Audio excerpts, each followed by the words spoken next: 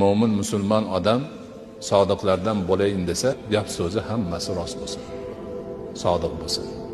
Ikkinchisi amalida sodiq bo'lsin. Uchinchisida holida, ya'ni vijdonida, qalbida, ichida sodiq bo'lsin. Ichi boshqa, tashqi boshqa bo'lmasin. Birov boshiga bir musibat tushsa yoki bemor bo'lib qolsa, musibatim arisa yoki kasaldan tuzalsam bir xayr ehson qilib yuboraman deydi. Shu niyat. Endi tuzalgandan keyin esidan chiqib qolsa u odamni sodiq deb bo'ladimi? Yo'q. Niyati sodiq emas. Niyatni qildi, lekin tasdiqlamadi. Aynib ketdi. Kasal vaqtida Alloh taolo esiga tushdi. Tuzalgandan keyin esidan chiqib qoldi. Boshiga musibat tushganda Robbul alamin yodiga keldi, yordam so'radi. Uni yo'lida sadaqa qilishni atadi. Lekin musibat boshidan ko'taruvdi Alloh, esidan chiqib qoldi.